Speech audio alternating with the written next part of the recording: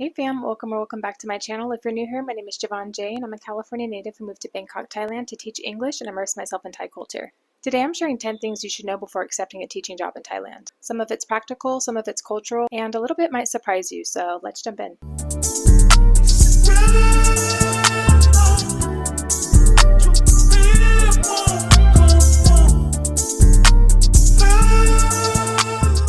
Alright, so number one, school types matter. There are different school types here in Thailand. Government schools or public schools. You have your private schools, learning centers, and international schools. So the government schools are going to be your public schools. These are schools where you don't need prior teaching experience. You usually qualify with the conjunction of a bachelor's degree. It can be in any field, and a TEFL certificate. TEFL stands for Teaching English as a Foreign Language. With the government schools, you do tend to have larger class sizes. At my previous school, when I first got to Thailand, my classes on average were about 40 students. And the pay is also going to be lower. Usually it's around the 30 to 40,000 baht range. But of course, it's nice to have more discretionary income. If that's something that you are looking for, then you might be interested in the second route, which is private schools. Private schools are a little bit different because parents pay a tuition. The pay can be slightly higher. I would say between 40 and 50,000 baht a month. And the class sizes tend to be smaller. My current school is a private school. My smallest class is 26. My largest is 30. You'd be surprised what a difference 10 extra students can make. The requirements are generally the same. It can be a bit more competitive to get into a private school, but it's definitely not impossible. Next up is language center. You'll tend to find language centers in the malls. This is something that they do outside of school. You are required to have a TEFL and a bachelor's, and experience is a plus. A lot of them do prefer that you have experience in teaching already. Language centers, I've noticed, tend to be open from like 9 a.m. to like 8 p.m. So you could be working potentially late evenings. Also, they are open on the weekends, so a lot of times you are required to work weekends, but they tend to give you 2 consecutive weekdays off. Lastly is international schools. International schools are for teachers who have experience teaching. They are licensed teachers back home, usually a bachelor's or master's degree in education. If you're from the UK, you would need the PGCE or an IB, which is an international baccalaureate. I know that was a lot, so we're moving on to number 2. So your working hours aren't necessarily your teaching hours. Teaching hours are basically your classes. Generally speaking, your classes are 50 minutes to an hour, again, depending on the school. But generally speaking, they do want you on campus that whole time. So even though you'll have free periods, you might have 1 free period, you might have 2 in a row, 3 in a row, 4 in a row. So sometimes you can have a lot of idle time. I know where I am, we are allowed 1 hour off of campus. Other than that, they do expect you to be in the teacher's office, either prepping your lesson plans, grading work, whatever. But sometimes you generally don't have anything to do. So depending on how strict your school is, I could use my free time to edit videos. Other schools, maybe not so much. So that could be something that you ask or clarify just to get a better sense of what your school or agency would require of you. All right, number 3, pre-made plans versus preparing your own. So some schools or agencies do have their own lesson plans already packaged and made for you, which is definitely helpful, especially as a new teacher. However, it could be a con if you are really passionate about teaching and you want to put your own spin on things. Of course, you can always incorporate your personality in the classroom, but it could be a bit more rigid if they already have a system set. Students can get bored. It's like, okay, this is very redundant. So even though that they are learning new words, I noticed at least the higher level students, they got pretty bored quickly with it.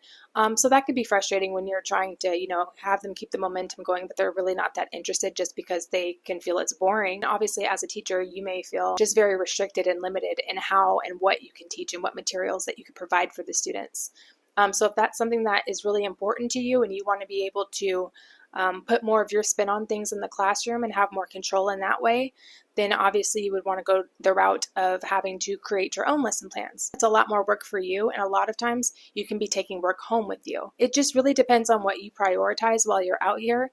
Some people are out here to, just have a good time, whatever, that's fine. So if that's you, then obviously it would benefit you more to teach at a school or through an agency that already provides the curriculum versus when you create your own, you have more creative liberty. So it just depends on what you're looking to get out of your teaching experience. So number 4 is visa and work permit process. Schools are supposed to sponsor your visa. So if you're coming out here to teach, that should definitely be something that you are on the lookout for when you're looking at job postings.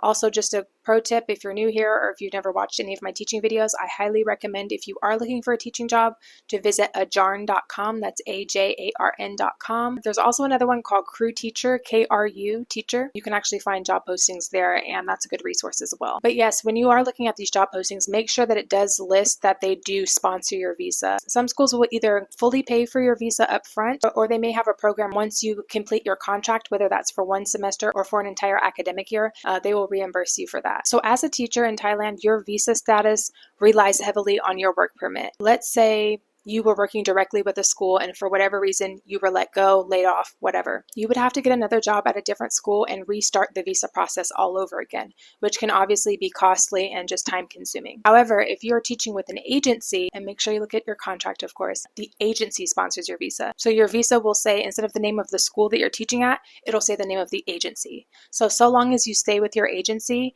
if you are let go or laid off for any reason at your school and you need to start at another school, you don't have to start the process over again. Also, depending on your school or agency, as far as how they handle bureaucracy, it could take a long time for things to be processed. And some schools might even expect you to do border runs while you wait for your stuff to process, which can also potentially be costly. So that's definitely something that you want to get clarification on before you accept any job offer. All right, number 5, just to kind of bounce off of that, are knowing your contracts and expectations. It's really important that you read your contract carefully. Make sure that you're clear about probationary period. Do you have a 90-day probationary period before your health insurance kicks in? How they handle sick leave, things like that is really important that you pay attention to those things. Do not gloss it over in the excitement of everything. This is literally your livelihood, so you want to make sure that you slow down and that you make sure that you understand any point. Anything that you don't understand, make sure that you get clarification on from your hiring manager or from your HR department. And also be very clear on expectations, especially in the classroom. Classroom management is something that can be difficult, especially if you are new to teaching, and that's also going to depend on your class. You might have a class that's more rowdy. You might have a class that's pretty lazy. You might have a class that's totally obedient, very studious. No problem. Also, make sure that if you are signing on with the agency, that they have a handbook or that there is some training or orientation of some sort. And I think if you are a new teacher, it's so important that that is provided. Not all of them do provide that. So it is very important to get clarification. What kind of training is provided? What kind of orientation is provided? Take a look at your handbook. Are they covering a wide range of things, or are they just talking about like the dress code? All right, number 6, being open to Thai office culture. It's really important, not just as a teacher, but just as somebody who is coming here from another country, to be open to the culture and being receptive to the locals. For me, a lot of times the Thai teachers will come in with traditional Thai foods that they want to share with everyone in the office. Be open to trying new foods, chatting with them, sharing snacks, bringing in some of your own. Food makes everybody happy. Generally speaking, they do get offended if you're just like always shutting it down, like, oh, no thanks, and you could be as polite as possible about it, but sometimes they can take that personally. Thai people are very proud of their culture, and a lot of them are excited to share that with you. So being open and receptive to that can definitely go a long way. Now, on the flip side, some teachers are receptive and excited to have a new face in the office, and then others can be more quiet or standoffish. I find that the reasons that they tend to be more on the standoffish side, not shy, but standoffish, like you can tell when somebody's just not messing with you like that. A lot of times foreign teachers are just coming and going. Bangkok in particular is a very transient city, so it's kind of like a revolving door of teachers. They don't want to get like attached to you. Maybe attached isn't the right word, but you know what I mean? They're not as open to forming friendships with you because they feel like, oh, another foreigner, she's going to be gone by next semester, next year, or whatever. They don't really bother to want to get to know you, which is fine. And honestly, I think that's understandable. But it can be a little bit awkward, of course. Another reason, and I've mentioned this in another video, is there's a big difference in pay from local Thai teachers and foreign teachers. We make double, triple what they make. There could be some resentment there where it's not necessarily personal, but it's just the principle of it. I can understand that hesitancy or that barrier, that wall they may put up to not really wanting to get to know you for that reason. And a lot of times too, it can be preconceived notions about different cultures, about different countries. Americans, we don't have the best reputation abroad. So when they meet you and they find out you're American, not always, again, I'm just talking about the ones that are more cold and standoffish. They hear American and they think whatever stereotypes they think about Americans, and they're just like not open to getting to know you because they think they already know enough about Americans and they don't need to converse with you or say hello to you or whatever. I would say in my experience, I have experience a mix of both. The ones that are very excited, want to show me around, bringing me mangosteens. And then there are others who, you say good morning to them, sawadee ka, and they just kind of look at you, hi, sawadee ka. It's like, okay. I'm personally, I'm at a point in my life, I don't bend over backwards or go out of my way to try to forge a connection with anybody. I will always be cordial, but I will never go out of my way to try to make you my friend. And that would be a tip I would give for you too. Don't overextend yourself if it's very clear that you're being met with cold energy, but always be cordial. All right, up next at number 7. Flexibility is survival. Thai schools require a lot of flexibility, probably a lot more than a Western school. One, there are a lot more Thai holidays than there are American holidays. So there are a lot of days you have off. And I mentioned this in my pros and cons video, but this can obviously be a good thing. But also now you have to catch them up on the previous lesson on top of the current lesson so they don't fall behind, or you may have to assign it as homework, whatever you decide to do. Also, not just with holidays and class cancellations, but ceremonies. Thai culture has a lot of ceremonies. Obviously, the cultural immersion aspect of it is amazing. If you have a first period class, a lot of times the morning ceremonies can run long to the point where they cancel the first period class. It can be a problem when you're now having to alter your curriculum to catch your students up.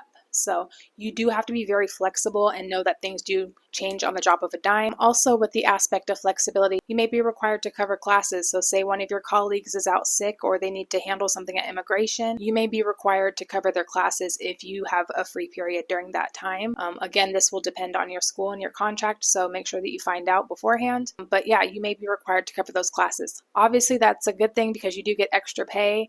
And, depending on whether or not the curriculum is done for you, it could be easy because you're just up there like, all right, let me just read the slides and get through this and you're done. So that'll also depend on how organized your teacher is. You might come to school thinking, yep, I've got these 3 classes today, these 4 classes today, and you come there and you find out, oh, one of your colleagues didn't show up, and now you have an extra 4 classes to teach. So sometimes that can take a lot more mental energy because it's not what you were prepared for. Things are changed very much last minute here, and you're just expected to just roll with it.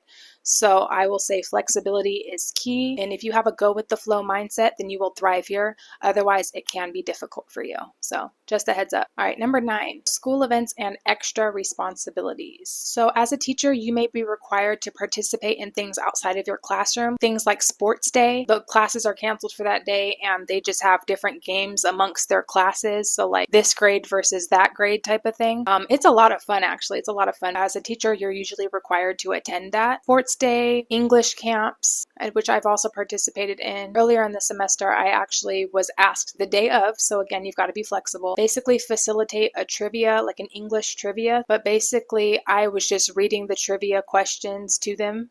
And their papers don't have the questions on them, it just has the options. So they actually have to listen. So you may have to do things like that. Some schools have what's called English is Fun or English is Fun on Friday, where you work with students. They may not necessarily be your students, which I've also participated in.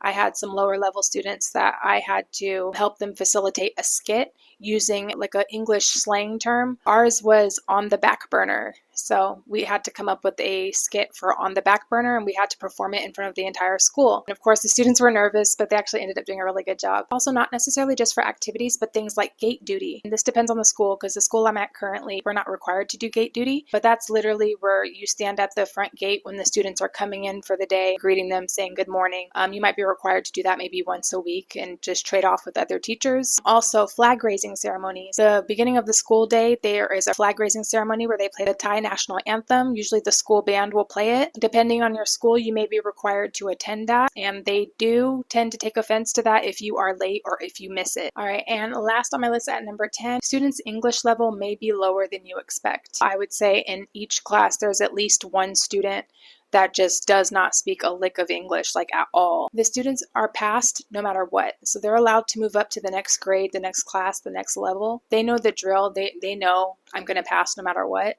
So sometimes you do have students that genuinely don't even want to try. They don't want to, repeat what you're saying back to them. They don't want to, make an effort to learn how to read certain things. They don't want to bother with learning phonics.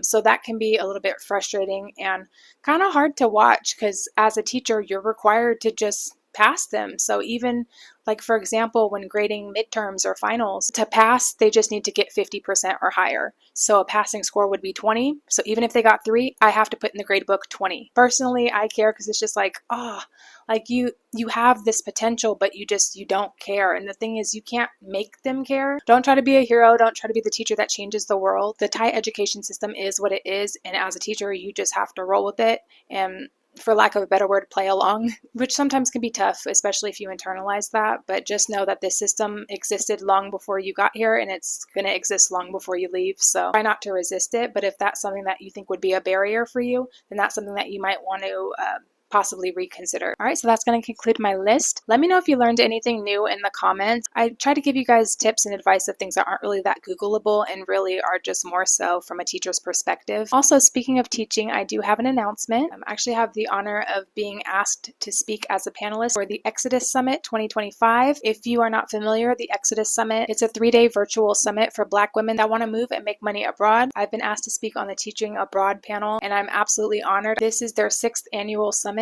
and it is hosted by Rashida Dow and Stephanie Perry, which are 2 big prominent voices in the Black expat community, especially for Black women. I've been familiar with Exodus Summit for the last few years, but I just never imagined myself speaking on it, and the fact that they approached me, it just means so much to me because it makes me feel like my work is very valuable here on YouTube. But yes, I will be speaking on the summit. It is a 3-day summit from October 10th to the 13th. I will have that linked in the pinned comment and in the description if you are a Black woman and you are looking to move abroad. If you are interested in not just learning about how to teach abroad, but just other ways that you can make money abroad or to get yourself out here, there are so many amazing speakers and panelists, and I'm just so honored to be a part of that. So thank you so much once again to you all. But anyway, if you found this video helpful, please give it a thumbs up. Also, you may have access to a new feature on YouTube called the hype button. So if you see that available, go ahead and click the hype button. It could get me on that board and get me across more people's homepage. So that would be awesome because I do want to be able to reach as many people as I can. So thank you so much for watching, and I'll see you in the next one. Bye!